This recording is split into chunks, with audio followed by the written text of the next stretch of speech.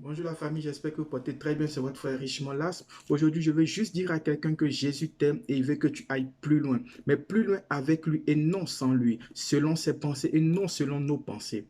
Dans la vie, il nous arrive avec nos bagages intellectuels, que ce soit physique, matériel, financier. Nous entamons certaines relations amoureuses et nous voyons que ces relations-là se détruisent dès le départ, ou soit nous entamons certaines entreprises et nous voyons que ces entreprises aussi échouent dès le départ. Et nous nous tournons vers le diable pour chercher l'origine. Il se peut que l'origine ne soit pas de ce côté-ci, mais que ce soit vers Dieu lui-même. Oui, Dieu qui est l'alpha et l'oméga, qui connaît la fin de toutes choses, peut voir qu'une relation amoureuse nous détruira d'ici demain, ou soit une entreprise nous éloignera de notre destinée ou de notre salut, vient lui-même au départ la détruire. Oui, lorsque nous étudions un peu l'histoire de Saul de Tarse, qui est l'apôtre Paul, dans Acte 9, nous voyons qu'il partait à Damas pour persécuter l'Église. Et sur le chemin de Damas, Jésus-Christ se révèle à lui par une forte lumière et Saul de Tarse tombe. Et lorsqu'il tombe, il essaie de se relever par ses propres forces. Et Jésus qui lui dit à partir de Acte 26, le verset 14, qui lui dit, il te sera difficile de te relever encore. Oui, je suis le maître qui est en train de te frapper avec le bâton. Ça ne sert à rien d'essayer de te rebeller, d'essayer de te relever par tes propres forces. Oui, c'est comme ça que nous agissons souvent dans la vie. Souvent, nous entamons des relations amoureuses, nous entamons des entreprises et ces choses-là échouent. Au lieu de chercher à connaître la raison pour laquelle elles échouent, nous essayons de nous relever par nos propres forces, alors que c'est Dieu lui-même qui est derrière. La Bible déclare que ce n'est ni par la force, ni par la puissance, mais c'est par mon esprit, dit le Seigneur. Ce que tu es en train d'entreprendre aujourd'hui, la relation amoureuse qui ne glorifie pas le nom du Seigneur, et tu vois que les choses échouent, ça ne sert à rien de t'accrocher à cela. Ce que tu veux faire aujourd'hui, et depuis fort longtemps, tu es en train de tourner en rond, tu tournes en rond, ça ne sert à rien de t'accrocher à cela. Demande à Dieu la grâce. Lorsque Jésus a brisé Paul et que Paul s'est senti brisé, il a posé une question. Seigneur, que veux-tu que je fasse?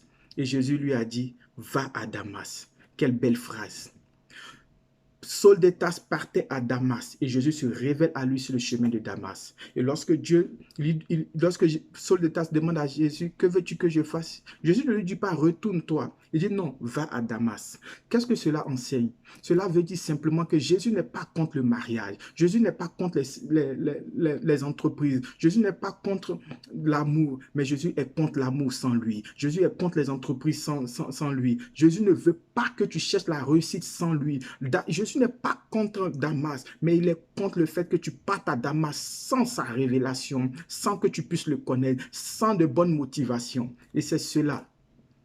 Sur le chemin de Damas, ses pensées ont changé. Sur le chemin de Damas, son projet a changé. Pourquoi? Parce qu'il a rencontré Jésus. Jésus veut te parler en ce jour. Il y a longtemps, tu tournes en rond. Il y a longtemps, tu veux entamer des choses et ça tourne en rond. Tu n'arrives pas à réussir. Tu n'arrives pas à réussir dans l'amour. Tu n'arrives pas à réussir dans tout ce que tu veux faire. Simplement parce que tes genoux n'ont pas encore fléchi. Ton cœur n'a pas encore fléchi. Laisse Dieu te parler en ce jour et demande-lui ce qu'il faut faire et il te dira quoi faire.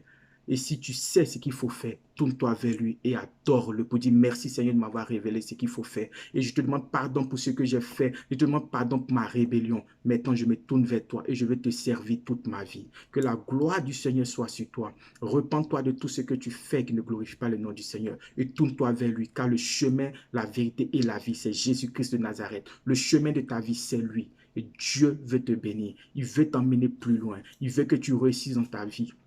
La réussite de Dieu te donne ton salut. Et après ton salut, la réussite de Dieu te donne la paix, te donne la joie et bénit tous ceux qui sont autour de toi. Ça ne sert à rien de chercher à t'amasser de l'argent sans que tu ne sois sauvé. Jésus veut te sauver et en même temps te rendre prospère. Que Dieu te bénisse. À lui ce soit la gloire au nom puissant de Jésus. Amen.